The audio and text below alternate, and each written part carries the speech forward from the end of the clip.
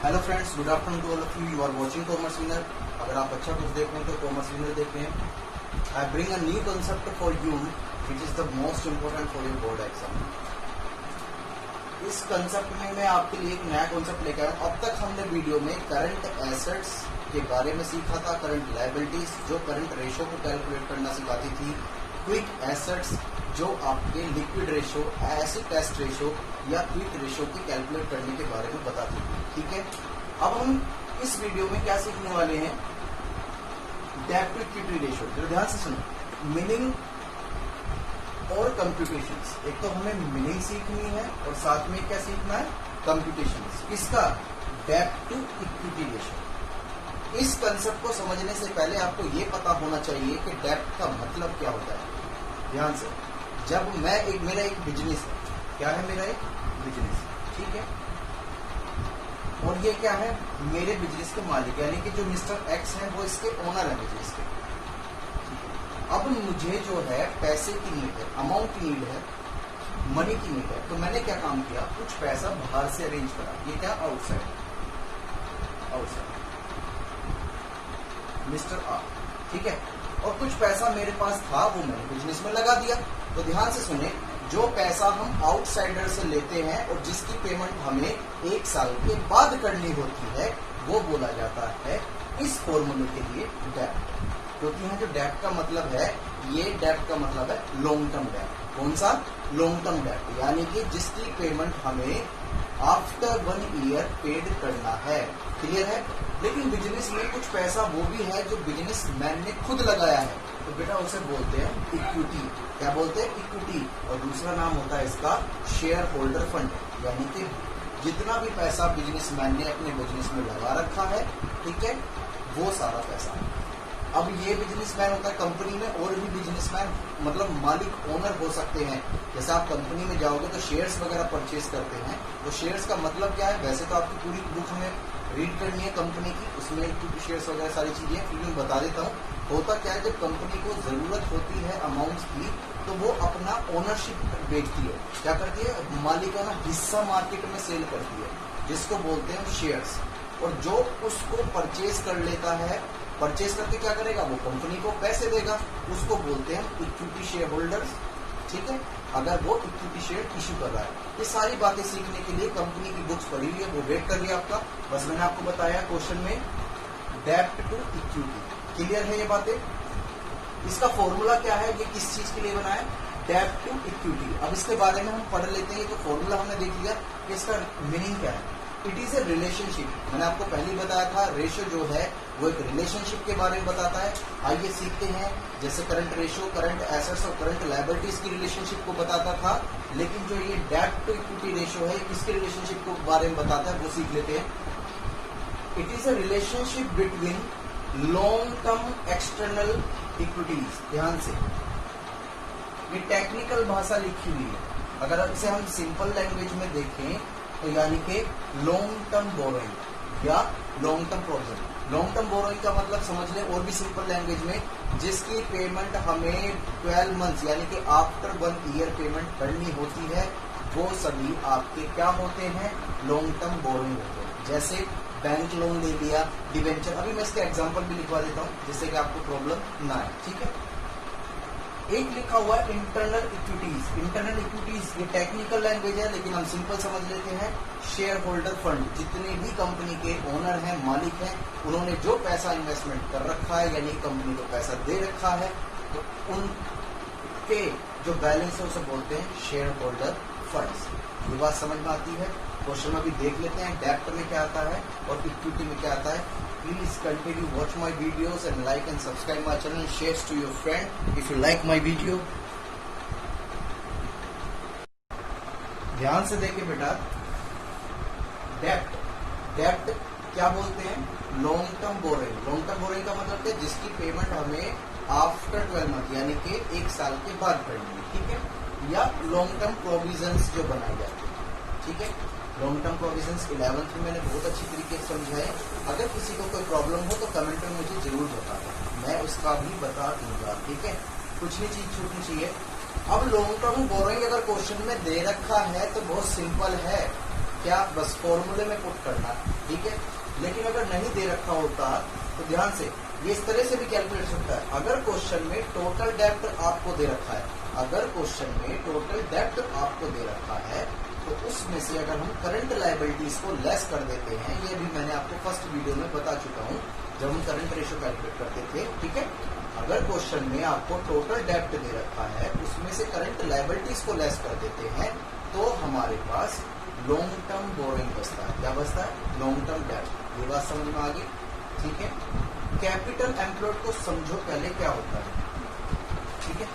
Capital employed का मतलब है कि वो पैसा जो बिजनेस में लगा हुआ है, चाहे वो मालिक का हो, जो ओनर है उसके, चाहे उन्होंने बाहर आउटसाइडर से ले रखा हो, वो सारा पैसा जितना भी बिजनेस में लगा रखा है, इन्वेस्टमेंट कर रखा है, वो आपका कैपिटल एम्प्लॉयड कहलाता है। क्या कहलाता है?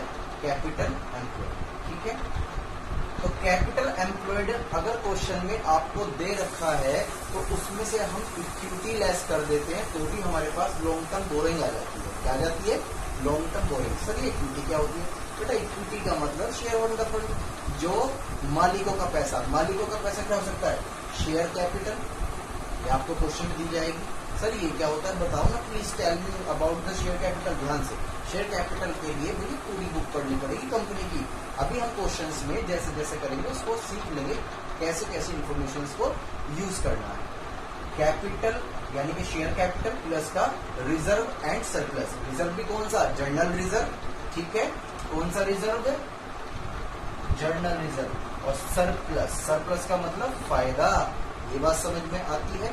अगर प्रॉफिट है तो ऐड हो जाएगा, अगर लॉस होगा तो माइनस हो जाएगा। ये बातें तो आपको अच्छी तरीके से पता होनी चाहिए क्योंकि आप 12th में पढ़ रहे हो, ठीक है। अगर किसी को और भी कोई इसमें डाउट रहेगा, पहले क्वेश्चंस करेंगे तो क्वेश्चंस में ना समझ में आए, क्लियरिटी ना हो, क्योंकि कंसेप्ट समझने में प्रॉब्लम होती है जब हम क्वेश्चन को सोल्व करते हैं और इन्फॉर्मेशन को कलेक्ट करते हैं और उसको फॉर्मूले में पुट करते हैं तो वो कुछ बात और कुछ होती है। ये बात समझ में आती है, ठीक है। इसे राइट डाउन करो। अभी कंटिन्यू वॉच करनी है आपको वीडियो, फिर आप कुछ क्वेश्चंस देखते हैं। तो देखते हैं इसको। क्वेश्चन नंबर आपके पास 35 शो कर रहा है स्क्रीन पर। कंप्यूट डेब्ट टू इक्विटी रेशियो, यानी कि आपसे पूछा गया है कि आपको डेब्ट टू इक्विटी रेशियो निकालना है, ठीक है। वैसे तो इसका फॉर्मूला हम सीख चुके हैं, डेब्ट अपॉन का इक्विटी। अगर एग्जाम में आपको याद नहीं आता तो एक चीज और बता देता हूँ, जो 2 के बाद लिखा हुआ है वो नीचे आता है फॉर्मूले में, और जो 2 से पहले लिखा है वो क्या आ जाएगा? ऊपर आ जाएगा। यानी कि अगर हम अपनी लैंग्वेज में करें तो इसका फॉर्मूला बन जाता है डेब्ट अपॉन इक्विटी। ये बात समझ में आती है? क्लियर है? तो क्वेश्चन में आपसे पूछा गया है, इस रेशियो को कैलकुलेट कराने का पर्पस ये है कि वो ये जानना चाहता है क्वेश्चन कि ये बताओ कि कंपनी ने जो पैसा इन्वेस्टमेंट कर रखा है बिजनेस में, वो आउटसाइडर से ज्यादा ले रखा है या इक्विटी से। जैसे आपको किसी कंपनी में पैसा इन्वेस्टमेंट करना है, ठीक है, तो आप क्या देखोगे? आप चेक करोगे कि यार इस कंपनी के पास कर्जा है, हाँ उधार है, लॉन्ग बोरोइंग है, लेकिन ये जो बोरोइंग है क्या आउटसाइडर से ज्यादा है या जो इसके ओनर है उनसे है? क्योंकि आपको पता है बिजनेस मैन और बिजनेस दोनों अलग अलग होते हैं। ये बात समझ में आती है, ठीक। तो इस चीज को कैलकुलेट करने के लिए हमें रेशियो दिया गया। शेयर कैपिटल क्वेश्चन में दे रखी है 5 लाख रुपीज की। जीआर का मतलब क्या होता है? Journal reserve. क्या होता है? जर्नल रिजर्व 90,000 के। एक्यूमुलेटेड प्रॉफिट लिखा हुआ है, इसका मतलब क्या? जो बहुत साल के इकट्ठे होते हैं प्रॉफिट, एक्यूमुलेटेड कहते हैं, यानी कि more than 1 year profit. Clear? 10% debentures दे रखा है और क्वेश्चन में आपको करंट लायबिलिटीज भी दे रखी है, ठीक है। अब ध्यान से 2 बातें आती हैं। ये क्या है? 10% डिवेंचर। ध्यान से, जब तक क्वेश्चन इसके बारे में कुछ ना कहे कि कोई ट्रीटमेंट करना है तो इसे इग्नोर करें। क्या करें? इग्नोर। ये बात समझ में आती है? तो डिवेंचर्स, डिवेंचर अपने आप में क्या होता है? एक तरह से लोन होता है, बोरोइंग होती है जो कंपनी आउटसाइडर से लेती है और इसकी पेमेंट 1 साल के बाद की जाती है। इसको भी हम अच्छी तरीके से कंपनी की बुक में पढ़ने वाले हैं जो आने वाले दिन है, ठीक है। डिवेंचर हो गया 130। करंट लायबिलिटीज आपको दे रखी है क्वेश्चन में, ठीक है, लेकिन ध्यान से क्वेश्चन में हमें डेब्ट और इक्विटी चाहिए और डेब्ट भी कौन सा? लॉन्ग टर्म, जिसकी पेमेंट 1 साल के बाद हो। तो करंट लायबिलिटीज पागल बनाने के लिए दी गई है, इसका कोई भी इसमें ट्रीटमेंट हमें नहीं करना। ऐसी इंफॉर्मेशन से भी आपको क्या रहना है? बिल्कुल सावधान। This it can be dangerous, it can be harmful for your marks in board exam. ठीक है, तो ध्यान से तो करते हैं। क्वेश्चन में हमारे पास लॉन्ग टर्म लायबिलिटी ऑलरेडी दे रखी है, तो कैलकुलेट करने की हमें कोई भी जरूरत नहीं है। 130 हमने फॉर्मूले में ऊपर रख दी, यानी कि लॉन्ग टर्म बोरोइंग। क्लियर है। लेकिन क्वेश्चन में इक्विटी को कैलकुलेट करना है, तो इक्विटी किस तरीके से कैलकुलेट हुआ, इक्विटी बोल दो या शेयर होल्डर फंड, ये कैसे कैलकुलेट होता है। Share capital is given in this question, ठीक है, जनरल रिजर्व भी दे रखा है और प्रॉफिट भी, यानी कि सीधी सी बात है यार, जो बिजनेस का मालिक है, जो उसके पास गुल्लक में जो पैसा जमा होगा वो भी किसका होगा, मालिक का होगा। जो उसने रिजर्व बना रखे होंगे, जो अपने फ्यूचर के लिए बचा के रखा होगा पैसा, वो भी मालिकों का होगा। साथ में जो प्रॉफिट उसकी कंपनी ने कमाया वो भी किसके लिए होगा, मालिकों के लिए होगा ना।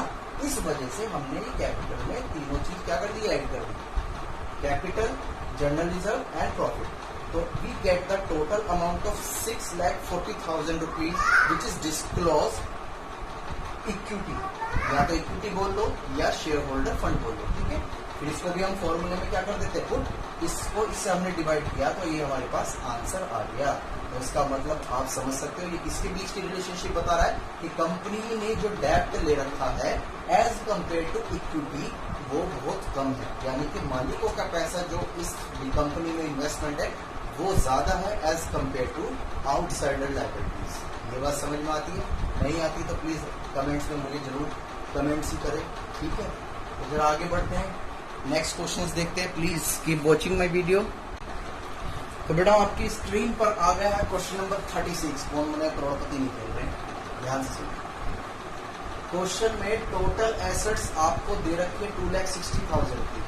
ठीक है, टोटल डेब्ट इज ऑल्सो गिवन, ध्यान से। टोटल एसेट्स की जब बात होती है तो मैंने आपको बताया था, क्या बताया था कि टोटल एसेट्स का मतलब होता है फिक्स एसेट्स प्लस का करंट एसेट्स।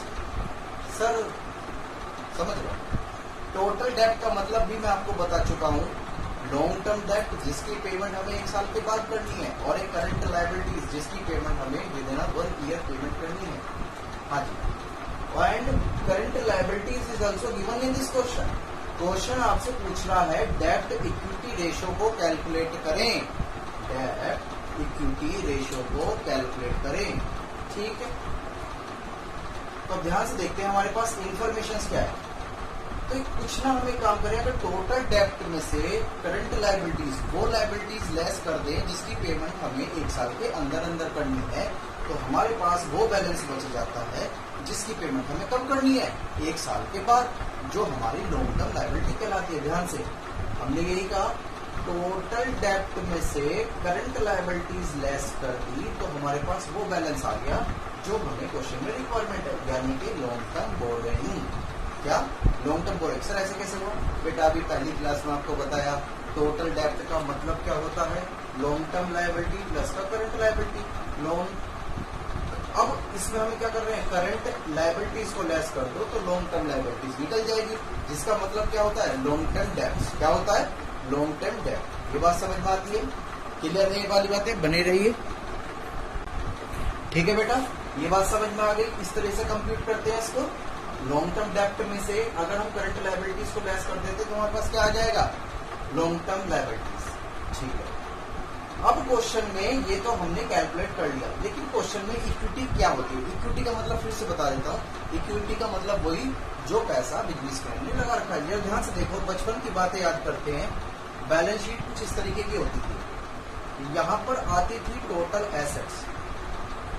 हाँ भैया, तो जितनी टोटल एसेट्स होती थी उतनी ही क्या होती थी हमारी टोटल लायबिलिटीज। लायबिलिटीज में यहाँ पर हम लिखते थे, याद करो वो दिन, कैपिटल, ठीक है, और यहाँ लिखते थे हम लॉन्ग टर्म लायबिलिटीज, और यहाँ लिखते थे करंट लायबिलिटीज। ये बात समझ में आ गई। तो ध्यान से, जितनी हमारी टोटल एसेट्स है उतनी ही क्या होंगी हमारी टोटल लायबिलिटी। अगर हम टोटल लायबिलिटीज में से लॉन्ग टर्म लायबिलिटीज और करंट लायबिलिटीज ये सारी चीज हटा देते हैं तो हमारे पास क्या निकल कर आ जाएगी, कैपिटल, जिसे हम किस नाम से जानते हैं, इक्विटी के नाम से। अभी तो बताया, share holder fund, equity, share capital. ये बात क्लियर होती है, क्लियर है ये बात। तो हमने यही करा, जो टोटल एसेट्स का टोटल है वो भी टोटल लायबिलिटी का होगा, तो वही रखा, और इसमें से हमने टोटल डेब्ट लेस कर दिया। और टोटल डेब्ट क्या होता है, टोटल डेब्ट का मतलब होता है करंट लायबिलिटीज प्लस का लॉन्ग टर्म लायबिलिटीज, तो हमारे पास कैपिटल फाइंड हो गई। बस करना क्या था, 160 divide by 80 is equal to 2:1। ये आपका क्या निकल के आ गया, ये आपका निकल के आ गया डेब्ट इक्विटी रेशियो, जो बताता है कि आपने जो आउटसाइडर से पैसा ले रखा है, जो कंपनी में पैसा लगा हुआ है, डिवेंचर्स जो है या डेब्ट जो है, जो लॉन्ग टर्म डेब्ट है, वो 2 टाइम्स ज्यादा है आपके इक्विटी से। ये इसकी एक्सप्लेनेशन है। ये बात समझ में आती, कोई डाउट हो तो कमेंट्स में जरूर लिखें, वीडियो के साथ बने रहें प्लीज। नेक्स्ट क्वेश्चन की तरफ आओ, क्वेश्चन नंबर 37 की तरफ देखते हैं। ठीक है, क्वेश्चन कहता है कंप्यूट डेब्ट टू इक्विटी रेशियो, वही क्वेश्चन की रिक्वायरमेंट है। But in this question lot of information is given to calculate डेब्ट टू इक्विटी रेशियो। नाउ बस ये मत समझना कि मुझे इतनी इंग्लिश आती है, थोड़ा ध्यान से देखो। इक्विटी शेयर्स दे रखा है 1 लाख रुपीज का, प्रीफरेंस शेयर्स दे रखा है 50,000 का, जनरल रिजर्व दे रखा है 45,000 का, सरप्लस दे रखा है आपको 10% डिवेंचर्स दे रखा है, और साथ में current liabilities is also given in this question. आपको बहुत सारी इंफॉर्मेशन देने की है, लेकिन फिर से वही वाली बात, हमें तो डेब्ट टू इक्विटी रेशियो निकालना है। डेब्ट चाहिए, पीछे पीछे पीछे डेब्ट चाहिए, एक तो क्या चाहिए आपको, तो इस क्वेश्चन में आपको क्या चाहिए, ध्यान से, डेब्ट चाहिए, वो भी कौन सा, लॉन्ग टर्म, करंट लायबिलिटीज नहीं, कौन सी, जिसकी पेमेंट 1 साल के बाद की जाती है। साथ में आपको चाहिए क्या, इक्विटी। इक्विटी का मतलब क्या, जो मालिकों का पैसा। चलो देख लेते हैं। क्वेश्चन में डेब्ट तो आपको एक अलग ही दे रखा है, तो जब भी क्वेश्चन ऐसा आए, कहीं भी मंदिर मिले तो वही माथा टेकना है, और 4 बादाम रोज सुबह को भिगोकर खाने हैं दूध के साथ। ठीक है, तो ये हो गए आपके डिवेंचर, ऑलरेडी आपको दे रखे हैं 75,000 75,000 रुपीज के, क्लियर है, बहुत अच्छी बात है। लेकिन साथ में यहाँ पर इक्विटी चाहिए। इक्विटी का मतलब क्या, शेयर होल्डर फंड, यानी कि मालिकों का पैसा। तो ध्यान से देखते हैं इसमें क्या क्या ऐड करा हमने। Equity share capital, preference share capital. Sir ये क्या है, ध्यान से बेटा, ये नाम है, इक्विटी जैसे नाम है ना, ऐसे प्रीफरेंस भी एक नाम है। ठीक है, बस ये इस वजह से इशू कर जाते हैं स्पेशल लोगों के लिए, जिनके पास कुछ राइट्स जो है वो ज्यादा होते हैं as compare to equity shares. बताऊंगा what is the difference between the equity and preference shares, then जब हम पढ़ेंगे भाई। ठीक है, क्या पढ़ेंगे, कंपनी। ठीक, कोई बात नहीं, बने रहिए। Equity shares is equal to preference shares plus का जनरल रिजर्व, तो हमने जनरल रिजर्व को भी कंसीडर कर लिया, साथ में प्रॉफिट एंड लॉस, यानी कि जो हमारा एक सरप्लस है उसको भी हमने क्या कर लिया, कंसीडर कर लिया। करंट लायबिलिटीज को इसलिए हमने कुछ भी नहीं कहा, क्योंकि हमें क्वेश्चन में रिक्वायरमेंट ही नहीं है। जरूरी नहीं है कि क्वेश्चन में जो इन्फॉर्मेशन आपको दे रखी हो वो सारी की सारी आपको क्वेश्चन में यूज करनी है, ऐसा कुछ भी नहीं है, ना ऐसा कहीं लिखा गया, ना ऐसा समझाया जाता है। पर मैं आपको बता रहा हूँ कि केवल वही क्वेश्चंस की इन्फॉर्मेशन को पिक करें और पुट करें इन्फॉर्मेशन में जो आपको नेसेसरी है, जिसकी आपको जरूरत है। सर आपको तो पता, आप तो टीचर, आप तो कर सकते हो, ध्यान से बताओ, आप भी कर सकते हो, मैं भी कभी स्टूडेंट था। ठीक है, ये बात समझ आती है। आप ऐसा कब कर सकते हो, जब आप एक क्वेश्चन को 3 times 4 times 5 times 6 times 10 times, कम से कम 10 बार करो। ठीक है, क्योंकि 10 बार करी हुई चीज हमेशा अपनी हो जाती है। ठीक है, ये बात क्लियर होती है। तो बस हमने क्या काम किया, डेब्ट को रखा, और जो इनके टोटल्स आए हैं इक्विटी के, शेयर होल्डर फंड का जो मालिकों का पैसा है उसका टोटल लिखा और रेशियो कैलकुलेट कर दिया। इतना सिंपल है, मार्क्स मिल जाएंगे को। लेकिन ध्यान से, मेहनत आपको ही करना, मैं केवल आपको रास्ता दिखा सकता। ये बातें मैं आपको 11th में भी बोलता। ठीक है, तो प्लीज मेरी वीडियो के साथ बने रहिए। अभी हम और करने वाले हैं। सर और मत पढ़ाओ ना प्लीज, मैं तो पढ़ाऊंगा, बताओ बेटा। इस वीडियो का लास्ट क्वेश्चन है जो हमें करना है अच्छी तरीके से, जरा ध्यान से देखते हैं।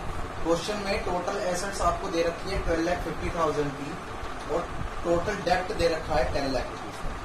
साथ में आपके करंट लायबिलिटीज दे रखी है, और क्वेश्चन कहता है कि आपको डेब्ट टू इक्विटी रेशियो कैलकुलेट करो। क्या कैलकुलेट करो, डेब्ट टू इक्विटी रेशियो।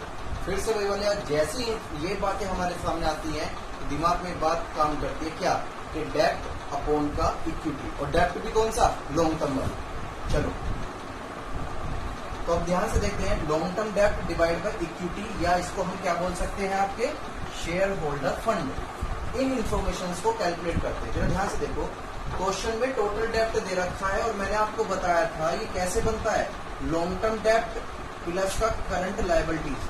अगर इस टोटल डेप्ट में से हम करंट लायबिलिटीज को हटा दें तो हमारे पास क्या बचेगा?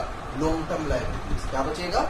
Long term liabilities. तो हमने यही किया, इसको कैलकुलेट करने के लिए टोटल डेप्ट में से करंट लायबिलिटीज क्या कर दी हमने? लेस कर दी, और हमारे पास क्या आ गया? आपके लॉन्ग टर्म डेप्ट। ये बात समझ में आती है? क्लियर है? कोई दिक्कत यहाँ तक? सही। फिर क्वेश्चन में लिखा हुआ है इक्विटी यानी कि शेयर होल्डर फंड। मैंने अभी आपको बताया था लास्ट वीडियो में कि बैलेंस शीट में टोटल एसेट्स जितनी होती है उतनी ही क्या होती है? Total liability. क्या होती है?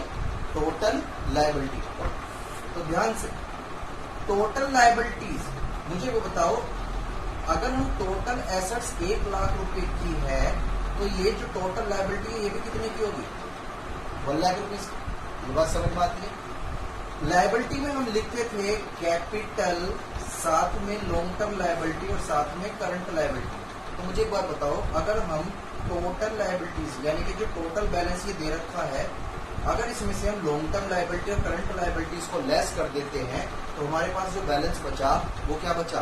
कैपिटल। क्या बचा? कैपिटल, यानी कि वो पैसा जो मालिकों का है। तो हमने यही कहा है टोटल एसेट्स में से टोटल डेप्ट। ये देखो ना, टोटल डेप्ट ही तो है, लॉन्ग टर्म लायबिलिटी प्लस का करंट लायबिलिटी। ये लेस करने के बाद हमारे पास आया कैपिटल। तो हमने यही करा, तो हमारे पास कितना आ गया? 5 लाख इज इक्वल टू 2,50,000। ये तो समझ में आ गया कैसे लेस करा?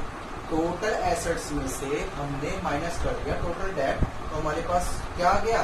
हमारे पास आ गया 2,50,000। This is your balance of current ratio. ये क्या कहता है कि आपकी जो आपके पास जो लॉन्ग टर्म डेप्ट है वो 2 टाइम्स ज्यादा है, किससे? As compare to the equity. ये बात क्लियर है? ठीक है बेटा, नेक्स्ट वीडियो में नए कॉन्सेप्ट्स के साथ मिलते हैं। प्लीज इस क्वेश्चन को कर लेना, क्वेश्चन बहुत कम है। ठीक है, इस वजह से मैं वीडियो आपकी स्मॉल बना रहा हूँ। ठीक है, क्योंकि इसमें कंसेप्ट छोटे हैं। मैं उम्मीद करता हूँ कि आप इसे क्वेश्चंस कर पाओगे। अगर किसी को डाउट हो तो मेरे कमेंट बॉक्स में कमेंट्स करें कि मुझे डाउट है, समझ में नहीं आया। मैं उसको फिर वीडियो प्रिपेयर करूंगा जितनी भी क्वेरीज कवर हो सके। Thank you and bye bye and take care.